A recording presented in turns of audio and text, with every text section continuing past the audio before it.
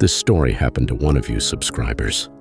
Write any 8-letter word in the comments if you've ever felt like you saw or heard something unexplainable. How would you react if a client told you something like, "Monsieur, I feel obliged to warn you, there's a superstition about this chair. Supposedly, if you sit on it, you'll die within the week. You needn't take it seriously, it's just foolish folklore. But were I in your place, I'd think twice before taking any risks, just in case." I merely smirked at my client's eccentricities. At the time, I thought he was just a neurotic germaphobe who couldn't bear the thought of anyone touching the sacred seat his own posterior would grace. In Marseille, you encounter people with all kinds of peculiar tastes, whether it's wine, bed partners, or pieces of furniture. If I'd been a little more perceptive then, I might have spared myself countless tragic deaths and my own misfortune. That day, my workshop, redolent with lacquer and wood shavings, was bathed in the dull light streaming through the window. I was pressing a piece against the workbench when I heard a knock at the door.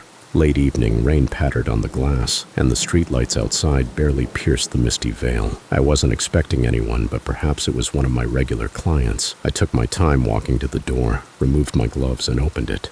A man stood there in an expensive, though thoroughly soaked overcoat. His face was obscured beneath a hood, but the dim hallway light slid over his features, highlighting an exhaustion and a quiet unease. In his hands, he clutched a large package, from which protruded the carved legs of a chair. "Are you Monsieur Lefebvre?" His voice was steady, though a slight tremor betrayed his grip on the bundle. "Yes. How can I help you?" I replied, concealing my annoyance at this unexpected visitor. He introduced himself briefly, gave a name I didn't remember. Over the years, I'd met many like him, those who cared only for discretion and anonymity. He simply mentioned that he worked for an old and distinguished family who wished to have this chair restored. His low voice and the shadows falling across his face lent an uncomfortable weight to his presence. "Exquisite craftsmanship," I remarked, glancing at the chair legs peeking from the bag. The wood was high quality, echoing the Baroque period, likely from the time of Louis XIV, with intricate hand carvings, elegant lines, a touch of sophistication. This piece had known masterful hands, yet one of the legs was broken,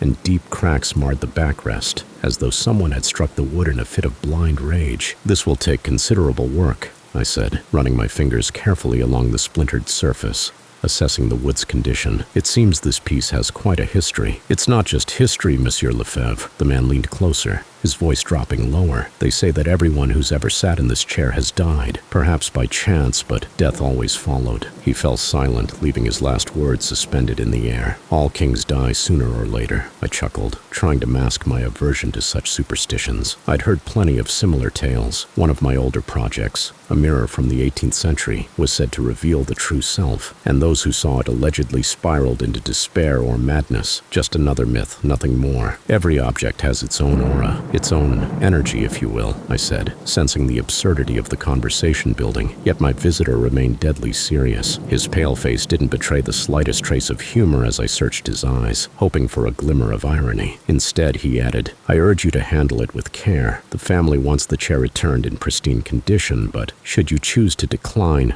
they'll understand." His gaze lingered on me longer than it should have, and after a brief pause, he set the chair on the workbench, let out a deep sigh, and made his way to the exit. He left without a word of farewell, only the echo of his footsteps reverberating down the hallway. I shrugged. Usually, people who don't ask about the cost either don't care about money or have no intention of paying. If it's the former, then a double rate it is. If it's the latter, well, there was something strangely alluring about this chair. Left alone in the workshop with the dark silhouette of the chair that seemed to absorb the lamplight, I noticed its craftsmanship was impeccable, though its current state, chipped finish, cracks, darkened carvings, spoke of years of neglect, perhaps even sorrow. I felt an urge to begin the restoration right away. Pieces like this were always intriguing finds, and the more work they needed, the more captivating the restoration process. I set to work inspecting it. Armed with a magnifying glass, I examined each crack, each nick. Deep indentations marked the seat, as if someone had sat there for ages without rising, or was exceptionally heavy. The wood darkened under my fingers, and when I ran my hand over it, an odd, unsettling sensation crept up. It didn't feel entirely dry, as if it had long absorbed something and was now releasing it. Several days passed since my first contact with the chair, but I hesitated to start the actual restoration. Each time I drew near, an inexplicable anxiety took hold. My vision dimmed and I struggled to breathe. I blamed it on age or fatigue, yet there was something more. One evening, I sat opposite the chair and simply spoke to it, as a doctor might speak to a patient, explaining that its leg was broken and needed repair. that I understood its pain, and that I was here only to help. Strange as it may sound, that helped, had I become so superstitious that such things now affected me. Over the next few days, I gradually sanded, cleaned, and treated the wood. Everything proceeded as usual, except that each time I worked, it felt as though the room grew darker. With each passing evening, each gray, rainy day, it seemed the chair absorbed the light from the room, leaving me alone with it in an intensifying gloom. On the third evening, as usual, I was preparing to wrap up for the day when I noticed the light in the workshop flicker suddenly. The bulb above the workbench trembled as if someone had breathed on it, though I knew all windows and doors were tightly shut. At first, I dismissed it as a coincidence, but when I left the workshop, I was confronted with my first unsettling discovery. A gray cat lay on the doorstep, its body oddly contorted, eyes wide open, staring into the distance as if it had died in terror. I froze, unable to look away from its glassy eyes, where raindrops reflected as they dripped from the roof above. The man's words echoed in my mind. Everyone who sat in this chair died. Nonsense. Superstition. Yet a chill ran down my spine. Forcing myself to look away, I gingerly stepped around the animal's body, as though fearful of disturbing something invisible. In the dark, I noticed a small piece of paper, blown against the threshold by the wind. It had something scrawled on it, but the rain had smeared the ink, leaving only blurred black stains. Ignoring it, I returned to the workshop, grabbed a box, dumped out my tools, and carefully placed the dead animal inside. Then I locked up and headed home, trying to shake off the strange thoughts that lingered. The next morning I returned, ready to continue the work. The rain hadn't ceased, as though the city itself was mired in a constant melancholy that soaked into everything. From the gray facades to the empty streets, the workshop greeted me with the damp scent of wood, mingled with a faint, unpleasant note I couldn't quite place. It smelled of rot, decayed wood, as though something had been decomposing there, yet the cat had only died the night before. I approached the box and peered inside. The cat's body was half decayed, as if it had been dead for at least a week. Oddly enough, I thought the cat's position had changed, lying differently than how I had left it. Then something caught my eye. Hoping I was mistaken, I took a pair of tweezers and, rummaging through the remains, extracted a long red thread, exactly like the fabric of the chair's upholstery. Had the cat jumped on the chair and died there, or had it merely stumbled upon the thread by chance? This detail cast a grim and disturbing light on the situation. Evening was drawing to a close when another client entered the workshop. He was unfamiliar, a tall, middle-aged man with weary eyes. He glanced around, casting a brief look at the chair standing in the middle of the room, then turned to me. "Monsieur Lefebvre?" he asked, as though confirming he'd come to the right place. "Yes, that's me. How can I help you?" As he started explaining the issues with an old chest of drawers, his gaze kept drifting back to the chair. By now, I was used to that cursed seat drawing attention, as if it had a will of its own. Growing tired of his sidelong glances, I made a move to push the chair aside. But at that moment, the man sat down on it as if on a whim. "It's a magnificent chair," he remarked to himself, studying the intricate carvings. "You know, I wouldn't mind buying it if you're selling." I was about to explain that it wasn't for sale, that it was here for another purpose, but Eloise stepped forward abruptly, her face troubled. "Sir, you shouldn't sit on it. This chair has a complicated history." Her voice was tense. The man looked at her, bemused, then chuckled, brushing off her words as if they were a mere superstition. With a shrug, he resumed discussing his restoration project and then left, leaving us alone in silence. After he departed, a heavy stillness fell over the workshop. Eloise still stood by the chair, her gaze fixed upon it. "Do you really believe it's dangerous?" I asked, watching her with a vague unease. "I don't know," she replied, lowering her eyes, "but I had a bad feeling the moment he sat down. It's as if the chair wants something. It's hungry for a sacrifice." Her words made me pause, though I tried to suppress my fear. After all, it was just a chair, I reminded myself, merely an antique. But the next day, when we learned that the client had died in a bizarre accident, an icy dread took hold of me. I was expecting news from the client who had, quite incidentally, sat on the chair the previous day. He'd promised to return to finalize the details of the dresser restoration, and perhaps even discuss purchasing the chair, so I had mentally prepared for that conversation. But as the hours passed, there was still no sign of him. Finally, after several hours of waiting, I decided to call him to confirm our plans and remind him of our appointment. As the phone began to ring, an unsettling feeling washed over me, as though I were violating some unspoken rule. The line rang, and just as I was about to hang up, a voice answered, a woman's, broken with sobs and trembling. "I'm sorry, who is this?" she asked, struggling to steady herself. "This is Monsieur Lefebvre. I'm the restorer, and your husband visited us yesterday," I replied, feeling a cold fear rising slowly up my spine, gripping my chest. A strained breath escaped on the other end.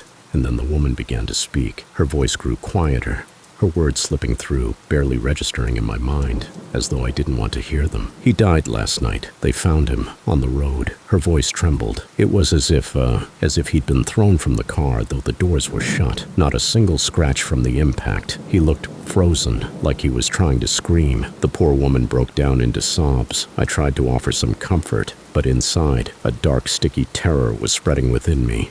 Each word cut into my mind like a knife, slicing through the barrier I had built to protect myself from the horrific truth. The man who sat on the chair had died that very night, and his death was not just tragic, it was twisted, unnatural. The grimace on his face seemed to have captured his final silent plea. When I hung up, an icy dread settled over me. A coincidence? I couldn't believe that anymore. I imagined his face frozen in terror, as if he'd seen the end coming, and I understood then that he hadn't merely died. The chair had claimed him, as it had claimed everyone who had ever sat upon it. Eloise, who had been standing in the doorway and overheard the end of my conversation, gripped her hand so tightly her knuckles turned white. She couldn't seem to take her eyes off the chair, as though expecting it might strike at any moment. "This chair and it kills," she whispered, her voice weak and fractured, with no trace of doubt left, only suppressed fear. Despite everything, I resolved to bury myself in work, hoping to keep thoughts of these strange events at bay. As I cleaned another section of wood, I noticed a small engraving on the underside of the chair, faint and worn by time. They were initials, etched with a hand trembling with effort, 3 letters, almost invisible. My fingers traced them, trying to decipher their meaning, but the inscription was nearly gone, as though someone had deliberately tried to erase its trace. That evening I heard footsteps outside my door, slow, deliberate, as if someone was pacing in the hallway, thinking it might be a visitor or a neighbor. I opened the door, but there was no one there, only the dense darkness of the damp corridor. The rain continued its monotonous whisper, washing away all other sounds and casting a thick sense of emptiness around. After lunch, Eloise arrived at the workshop, young, energetic, with bright red hair and confident movements. She was a talented restorer, skilled with wooden tools, often helping me with particularly challenging projects. Eloise had a gift for bringing seemingly hopeless items back to life, a quality that made her invaluable. I decided to share the strange incidents surrounding the chair with her, hoping that a fresh perspective might ease my unease. "Oh, such a Baroque style. No wonder they brought it to you," Eloise remarked with enthusiasm, examining the chair's carved legs closely. "But don't you think there's something off about it? It smells odd." I smirked, trying to hide my own unease. "They say this chair is cursed. Supposedly everyone who sat on it has died, but you know it's just old tales." Eloise paused, her fingers tracing the worn carvings, as if she were trying to uncover the chair's secrets. "Maybe we should just burn it," she suggested, half joking, but I caught a trace of sincerity in her voice. For some reason I felt uncomfortable talking about these things in the chair's presence, as though it might hear us and decide to retaliate. Was I becoming paranoid? A week passed, and it felt as if the darkness around the chair continued to thicken. It seemed like the rain outside grew stronger each day, turning the streets into rivers of filthy water, sweeping away everything alive in its path. It was as though the entire city was sinking into an endless despair, echoing the cursed aura of that chair, and our only escape was to step willingly into the void, to accept the full weight of judgment. One evening, as I was about to close the workshop, there was a knock at the door.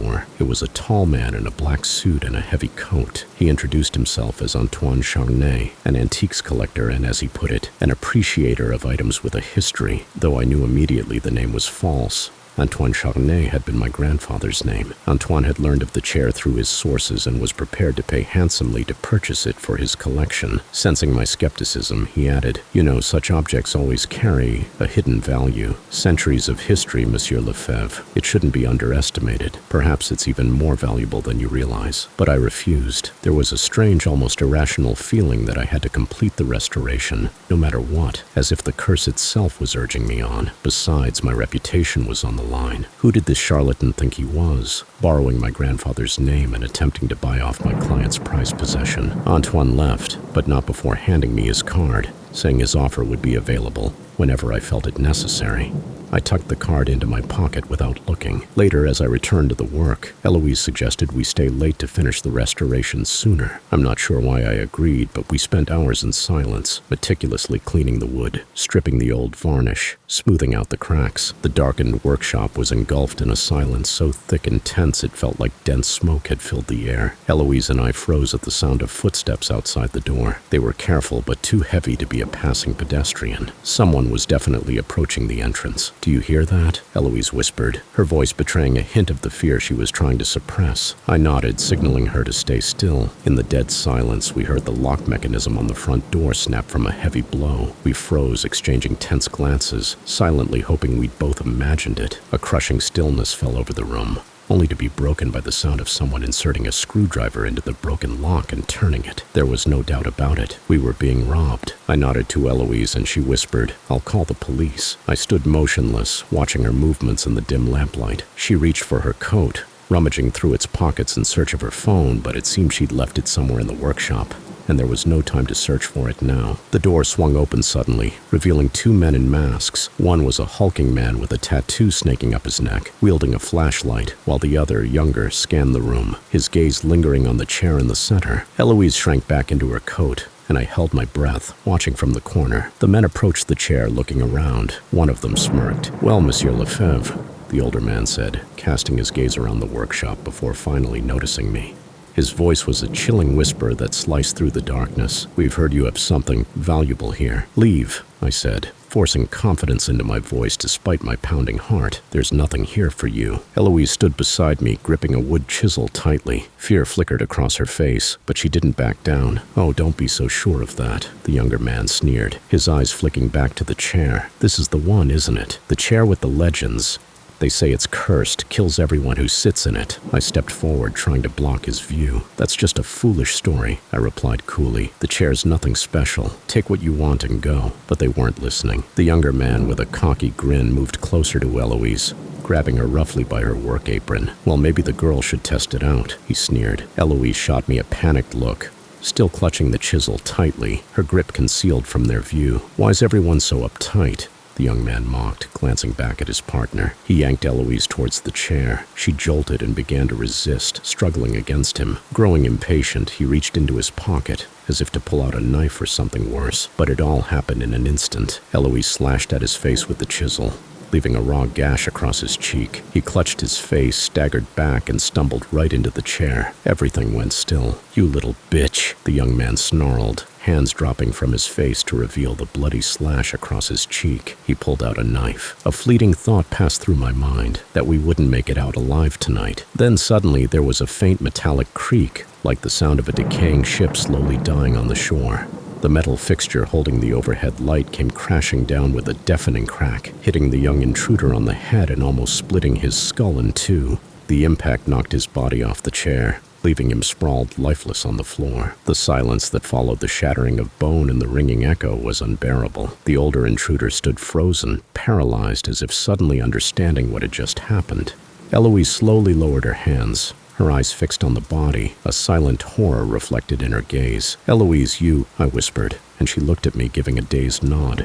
I didn't mean he was going to." Her voice trailed off and she swallowed hard, her fingers turning white as she gripped them together. The older intruder, shaking, began backing toward the door, his face twisted with fear, muttering under his breath in an unintelligible stream. His teeth clenched. Glancing at us, he managed to say only one thing: this place is cursed." The silence that followed was thick, as if the air itself was tainted, clinging to the walls, the tools in our faces. The older man, casting one last look at the lifeless body of his partner, stumbled back, knocking over a few tools that clattered to the ground. He raised his eyes, filled with terror, to meet ours. "You don't understand." His voice was hoarse, muted as if he were speaking to himself. "The chair, it kills everyone who touches it." I steadied myself, trying to snap him out of his stupor. "Get out of here while you still can," I said sharply, feeling an all-consuming tension enveloping the three of us. "Forget the chair." For a moment, he seemed unwilling to believe my words, standing there, repeatedly glancing back at his friend's lifeless body. But in the end, his nerve broke. He took one step back,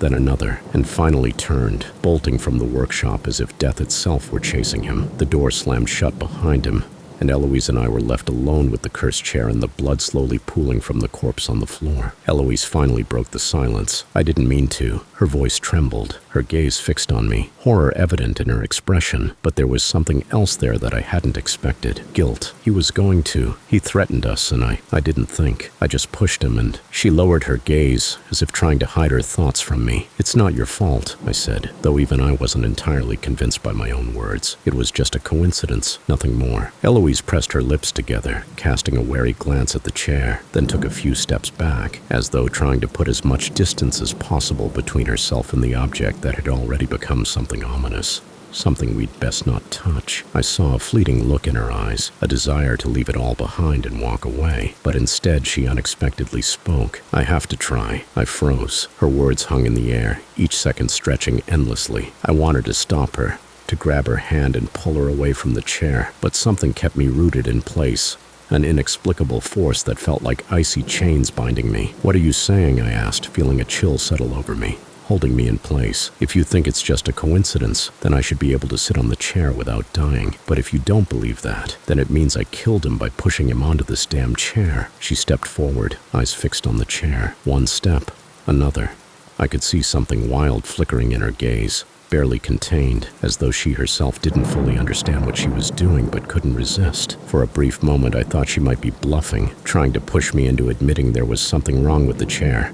I grabbed her hand, intending to stop her, but she was already standing right next to it. She began to pull away, yelling something incoherent at me. In a flash of anger or desperation, she bit my hand, and I released her, startled by the pain. Helplessly, I watched as she placed a trembling hand on the backrest and slowly lowered herself onto the seat, as if in a trance. Her eyes were vacant, as if her consciousness was somewhere far away.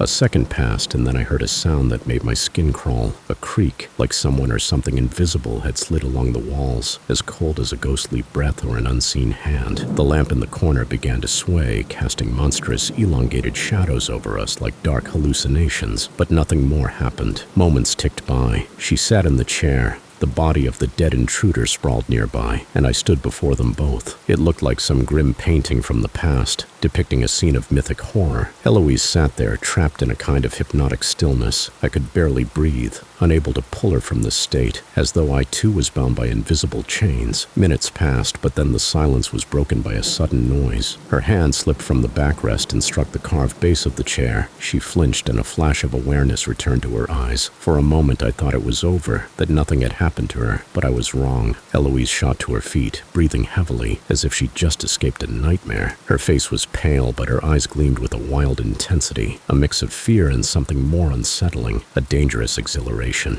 "Did you see that?" she whispered, and I couldn't tell if she was shaking from terror or something far more perilous. "Eloise, don't touch that chair again. Do you hear me? Whatever you felt, leave it behind and go. I'll deal with it myself," I said, my voice firm but laced with desperation. "Deal with it? Did you see what happened?" She tried to laugh, but her voice wavered. "This chair, it's alive somehow. It calls out, and I can't get it out of my head." I could see how hard it was for her to resist its call, as if some invisible thread bound her to that cursed chair.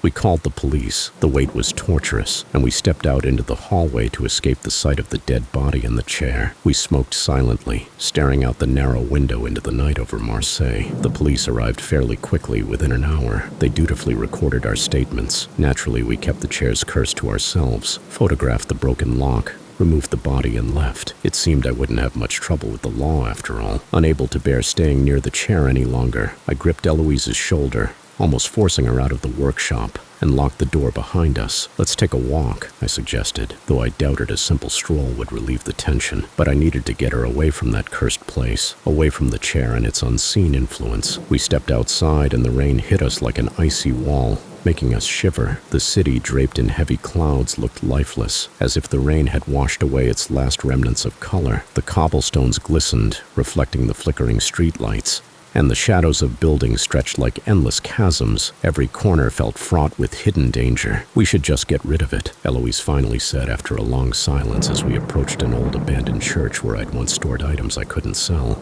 Maybe we can leave it here, let it fade into oblivion. We've dealt with worse. The abandoned church with its high tower seemed like the perfect place to dispose of this cursed object. I knew no one had entered this place for ages. Most people didn't even remember it existed. We walked in slowly, breathing in the damp, moldy air, as if the place had long lost anything that might bring it to life. We'd brought the lamps from the workshop, their dim light casting long shadows on the moss-covered walls. Eloise walked cautiously down the central aisle, her fingers brushing the ancient wooden pews, wrapped in cobwebs. She slowed down, her gaze darkening, and I thought I saw a shadow of something sinister flicker in her eyes. She moved forward as though guided by some unseen force. I followed, feeling the air thicken around us, becoming sticky and heavy, as if it meant to trap us in this forgotten place. In the corners of the church, something seemed to stir, barely visible in the faint glow of our lamps. The old church seemed to breathe, as though it harbored its own life, and we intruders had disturbed its slumber, awakening a hidden darkness. Maybe it will find peace here, Eloise murmured, almost inaudibly, as if in a trance. Or maybe it will leave us alone. She turned to me slowly, and in her eyes I saw a strange mix of despair and a kind of dreadful resignation, as if she had already accepted a fate she couldn't escape. A faint smile touched her lips as she glanced around, and then her gaze fixed on me once more. "You feel it too, don't you?" she asked, a hint of madness creeping into her voice. "It won't let us go, you know. It's not just a chair. It's something ancient, something dark, and it wants us." "Eloise," my voice came out sharper than I intended. "Enough. Let's leave it here and we'll forget about it. We can live if we just leave the city and put it all behind us." She shook her head, as though my words couldn't reach her. Her face froze in a strange, unnerving calm that made my fear only grow sharper. "You think it's that simple?" she whispered. "You think I haven't tried to forget? It's in me now, and now I'm part of it." A sudden muffled thud echoed through the abandoned church. Our light swayed, and one of its beams caught something peculiar on the floor beneath the old altar niche. A tiny, long-dried handprint, small, childlike, as if someone had tried to claw their way out, leaving desperate marks forever imprinted in the dust. Eloise leaned down, entranced, ignoring my desperate whispers to stop. She reached out slowly, touching the ancient print, as though she wanted to feel the chill of centuries-old darkness. "They're all here." Her voice dropped, becoming unnaturally low. "They're watching us, waiting for us to join them." My mind rebelled against the reality around me. It felt as though I'd fallen into a fevered nightmare where every movement was thick and suffocating. I pulled at her arm, but she had become as rigid as a statue. Then, with a shudder, she broke from her stillness and turned sharply to the chair we'd brought, as though staring into the eyes of an invisible presence. Before I could stop her, she sat on it again, as if surrendering herself to its power, succumbing to an ancient call she could no longer resist. Then I heard it, a faint rustling from behind the columns.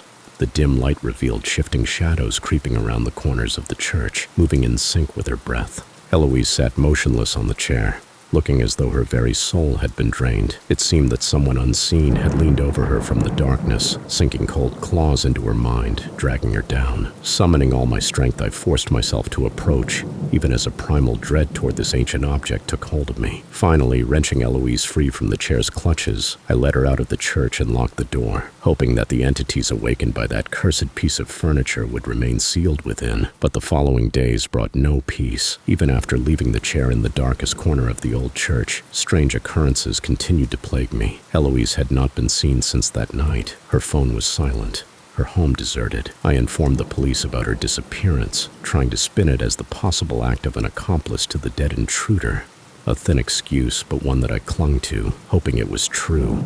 Facing a criminal was one thing. Facing an unstoppable, unknowable force was something else entirely. Unable to accept her disappearance, I decided to go to her home, hoping against hope that this was all some terrible mistake. Rain pounded relentlessly, icy drops beating against the roof as I climbed the stairs to her apartment. Reaching her door, I found the familiar spare key hidden beneath a flower pot, whispering a silent prayer that I'd find her there, alive and safe. When I opened the door, I was met with silence. The apartment was far too quiet, as if any trace of life had long since departed. In the dim light of the room, I noticed something strange. There wasn't a single chair. Every piece of furniture she could sit on was gone. Only cushions were scattered across the floor in the living room. There wasn't a stool, not even a single armchair. It was as if she had purged her home of anything resembling a chair. Fear gripped my heart. I realized she must have truly believed in the curse. Perhaps she even felt its presence when we were near that chair. Swallowing hard, I turned back to the door, trying to push away the fog of disturbing thoughts that clouded my mind. When I returned home, a sense of unease overwhelmed me, as though something had changed. I walked into my own living room, and the moment I turned on the light, it felt like ice water had been poured over me. Every chair, every stool, and every piece of seating in my house now looked exactly like that cursed chair.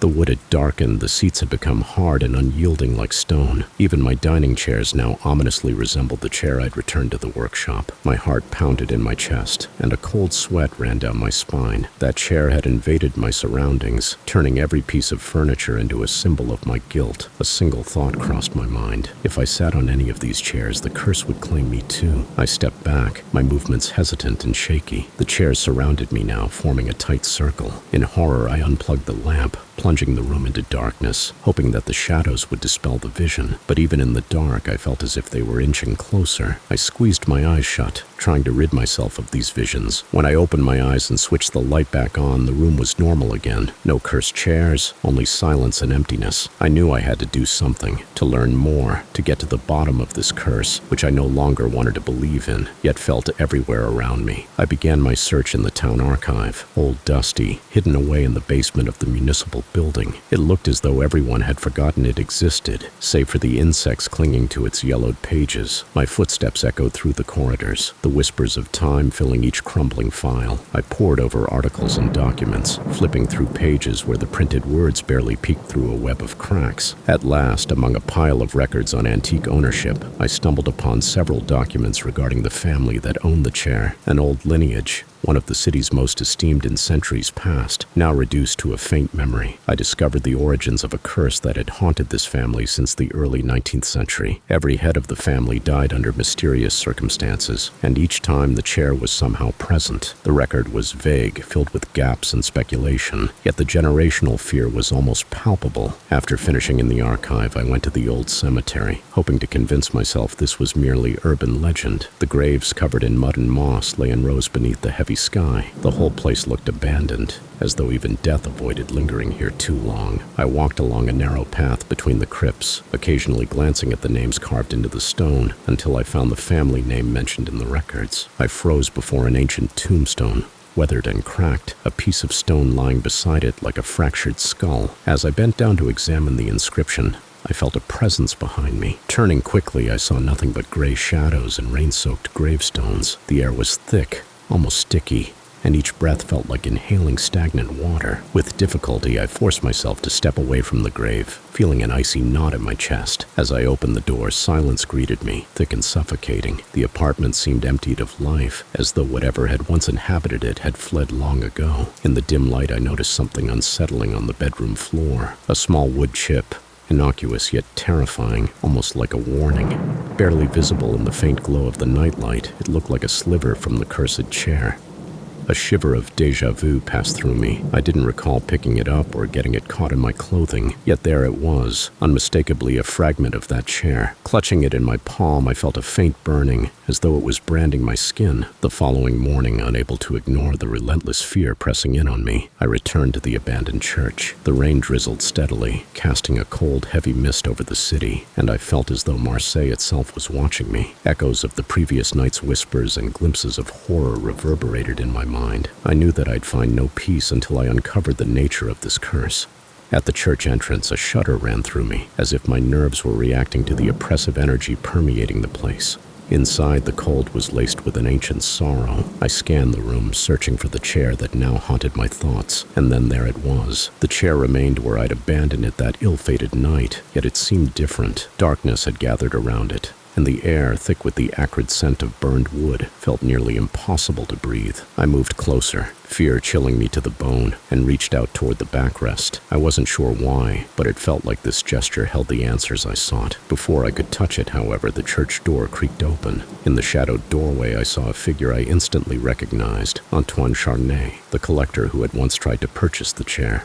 He stepped inside, surveying the dimly lit church before his gaze settled on me, a faint smirk playing on his lips. "Monsieur Lefebvre," he said with the same cold courtesy as before. "I suspected we'd have this conversation again. I've been keeping an eye on you." I didn't respond, feeling my tension rise. Charnay walked closer, his eyes brimming with a dark, almost sick pleasure. "I gather you've felt the effects of this remarkable object," he continued, his gaze fixed on the chair. "You know, items like these rarely find such sensitive owners." Sensitive? I couldn't contain myself. "This chair kills people. It's a curse. It's invaded every part of my life. How can you find that interesting?" Charnay chuckled, but there was no mirth in it. "It's more than just a curse, Monsieur Lefebvre. This is an ancient force, bound to this family and this chair. Their ancestors placed something within it that none of us can truly comprehend. You see, I collect these items because I know how to handle them. This chair, it's merely a fraction of the terror you can't even fathom, but which to me is routine. Unfortunately, you ignored my warning, and now you're too deeply entangled with this object. Now it's your burden." "What are you saying?" A cold sweat prickled down my spine. "Each historical artifact contains its own life force,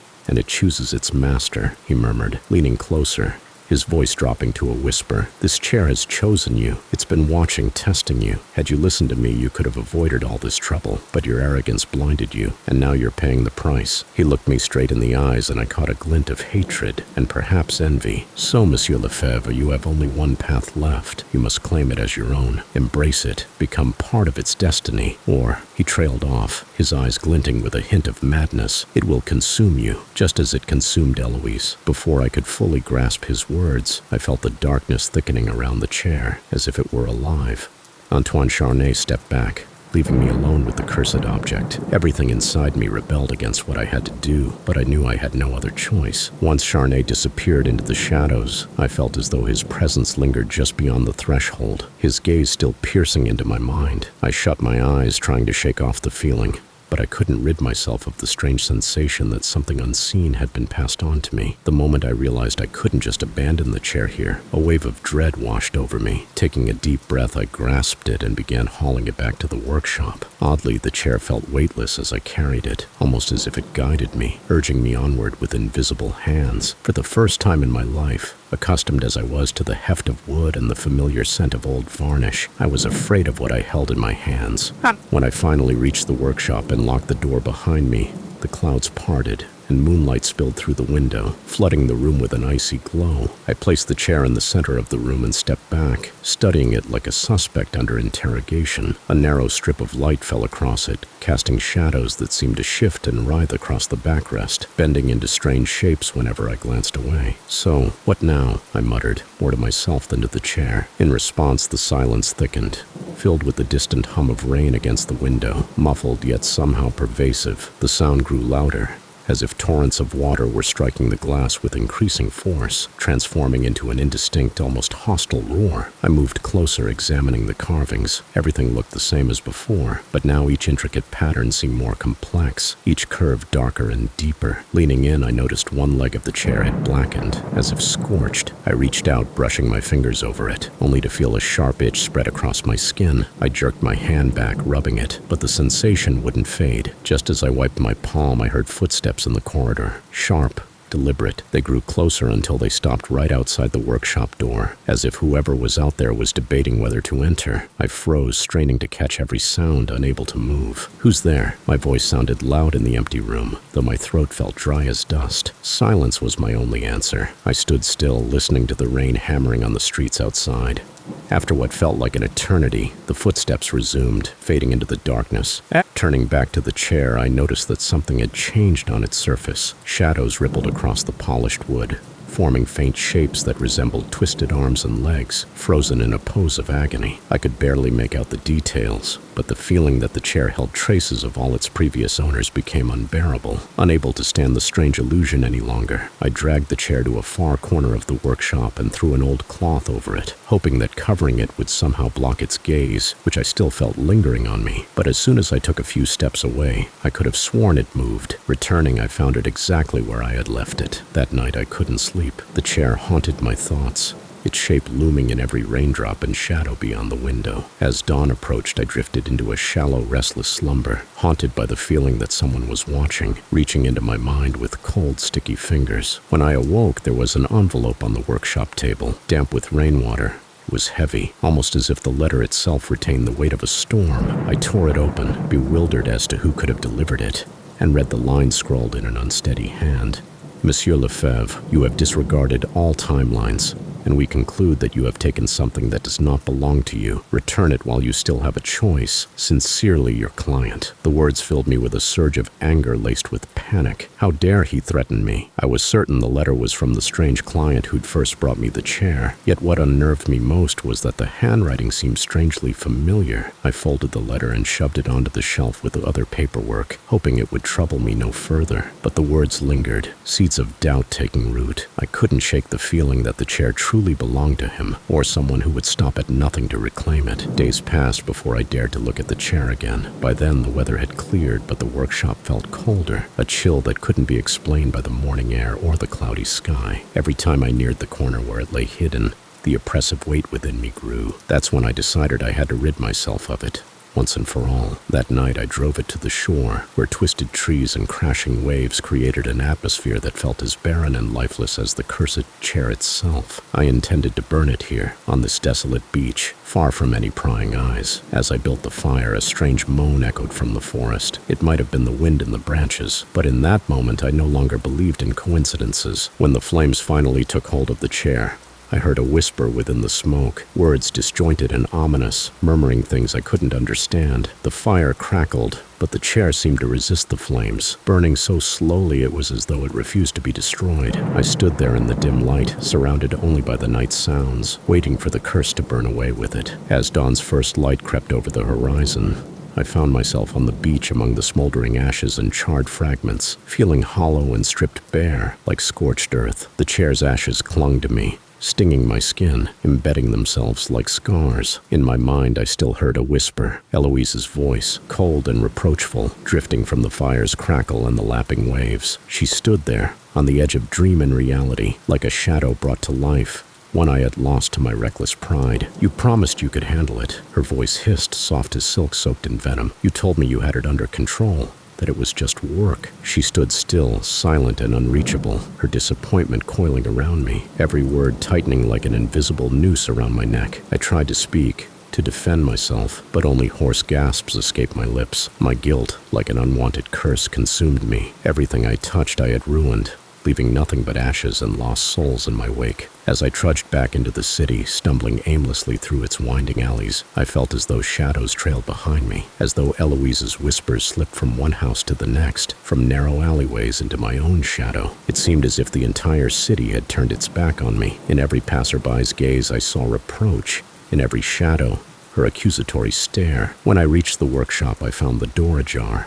A police car parked in front. The officers exchanged muted, clipped words, and my feet felt rooted to the ground. They took me by the arm and led me to the station, and I walked like a man who had lost himself, erased from the world.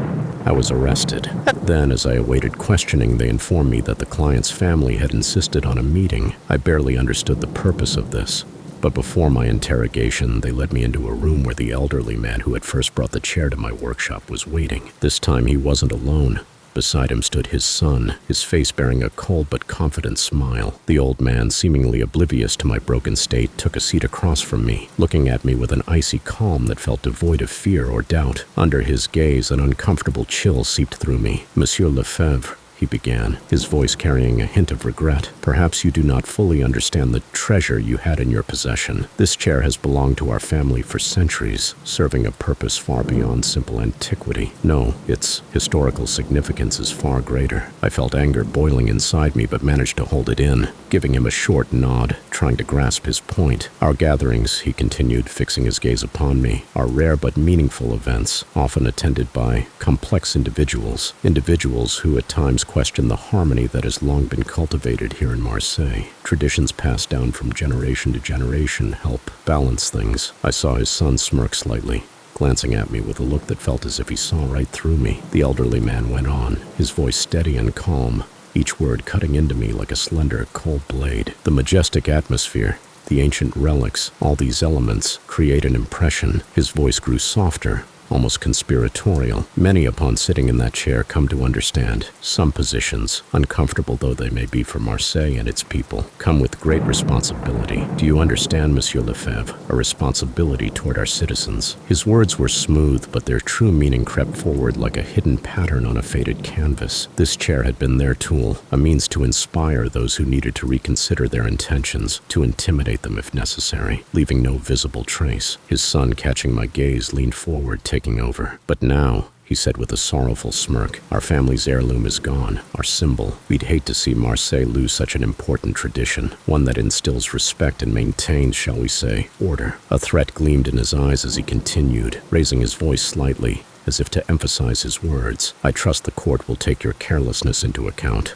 and recognize the value this chair held not only for our family but for the peace of Marseille. With that, they rose, their expressions unchanging, and I understood that the outcome of this case had already been decided. Later, in the cold walls of the interrogation room, I was informed that Eloise was dead. One of those robbers who had fled that night tracked her down, as consumed by the chair as I had been, as if the ghost of dead wood haunted him as it did me. Driven by a senseless, fevered madness, he killed her before fleeing, only to meet his own end soon after. I felt frozen, suspended in that black moment, each word chipping away at my mind like an abandoned building slowly crumbling beneath harsh winds. Then came other words, heavy as iron chains. The family to whom the chair belonged has filed suit against you. Their one remaining inheritance, their ancient relic, destroyed. Historical value, the prosecutor said, unblinking, emotionless, and I responded with a harsh, unnatural laugh, the laugh of someone who no longer held to the boundaries of reality. I spoke of curses, of voices, of death that followed that chair, but my words, my shouts and whispers shattered against a wall of indifference. They exchanged quick glances, the look people give someone condemned, and now I'm here within the gray walls of an asylum, stripped of my past, my present, and any hope of a future. The nights here are dark and silent, as though life itself has forgotten the way. Sometimes I still hear her, Eloise's quiet voice drifting through the corners, her soft laughter echoing behind me when I'm alone. In moments of silence, I feel her reproach piercing my mind like a thorn lodged deep, and although I'll never again work with wood varnish or antiques, I flinch every time I sit down. For every time I lower myself onto a chair, it feels as if something ancient and dark waits beneath me, biding its time, ready for me to touch the curse once more. But at least here, among endless corridors surrounded by faded faces and indifference, on these simple, wretched chairs, here I can sit without fear. Now let me share a moment from my life. I'm an artist. An oil painting both inspires and relaxes me. 8 years ago, I was so immersed in it that I earned a Bachelor of Arts and now work as an art restorer in Barcelona. One day I looked back and realized the knowledge I needed when I was just starting out. That's why I've prepared an online course with 14 visual and practical lessons for you. No talking heads or pointless chatter, just rich content that's immediately applicable in practice, all for the price of renting a car for a day. Art therapy is a great way to deal with anxiety. Just check out the course content via the link in the pinned comment or in the channel description.